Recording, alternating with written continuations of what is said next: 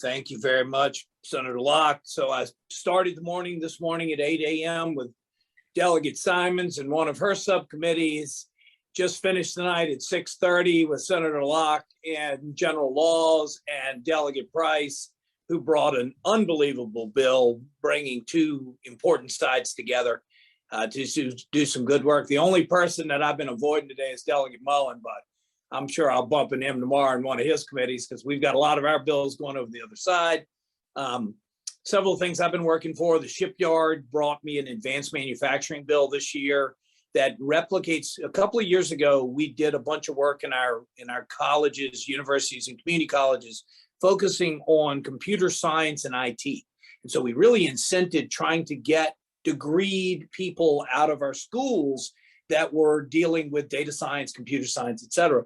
We've kind of tried to replicate that with advanced manufacturing and look to community colleges, our dual degree programs in high schools, and our universities to try to go and determine from the shipyard that we know so much and love in our backyard to the glove manufacturer that we just announced out in Southwest Virginia. We need skilled workers. And so coming up with a way to get more credentialed skilled workers is something we're focused on. We got $2 million for it in the House budget, in the Senate budget, and $2.5 million in the House budget. And now we're working to put those two things together, and super excited about that program. I have a healthcare bill that I've brought on behalf of the Chamber of Commerce. A couple of years ago, that had passed the General Assembly and unfortunately met some resistance in the governor's office, and he vetoed it. So regardless of what governor won this year, I decided to bring it back. That has crossed over to the House side, and that is trying to figure out, it does not impact the Affordable Care Act because the Affordable Care Act is for individuals who don't have anywhere else to turn with insurance, trying to bridge them to other programs. This is for companies with 2 to 50 employees. So it's one that we're pushing through. I've also got an electric vehicles bill. The General Assembly made an enormous commitment to electrical vehicles and their adoption last year.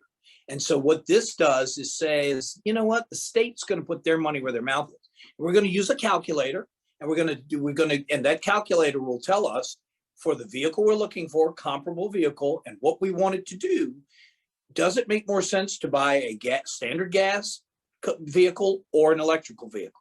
And it will take all considerations in charging, the stations, where it's going. You can get exemptions, but it's really trying to make us as a state step up and do our part for the adoption of electrical vehicles. Have my standard child welfare, foster care, child care work. We're having a really hard time getting employees, so I've got some background check adjustments and just some work there trying to make sure we have people, because we know we're in such an incredible, difficult spot with daycare. And then child welfare and foster care, of course, we're trying to drive more kinship adoptions and trying to make it easier for people to adopt family members and give them the incentive to do so, just like you'd have in a foster family where it's not a kinship situation. And then finally, I work with Marcia so closely in mental health. We're on what was the Needs Commission, that's the Mental Health Commission for the 21st century. So much important work. Right now we have a short-term fix to try to get people out of jail and out of Eastern State and into a mandatory outpatient treatment type of environment. And then we are setting the table for some future opportunity where it's going to take a whole rewrite. We couldn't deal with that this year, but we're setting the table to get information and try to get us to where we're not making it criminal. We're moving it down a civil path. Of course, we also play the budget game. I was thrilled, great expectations back on foster care. We have $1 million, $500,000 a year for those who have been in foster care in their past that are in our colleges and universities and community colleges. And then Edmark got some money for them to expand on the Virginia Peninsula. That's children with sometimes terminal or sometimes really critical care needs that we're trying to get out of hospitals and get them back home, but they need care and they need help. And then finally, we hiding in plain sight in Williamsburg, we found the Bray School, a school that educated African Americans, some would say indoctrinated African Americans, from 1760 to 1773. We found it when I was at William and Mary as our ROTC headquarters, but it is a building that dates to 1759. And we found it. We're trying to get money to move it. We're trying to get money to interpret it.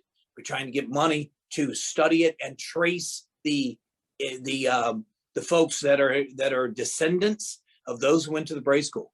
Because coming up in 2026, when we celebrate the 250th anniversary of the Declaration of Independence, maybe for the first time ever, we're going to tell the story of everyone, those that enjoyed the independence and those that did not.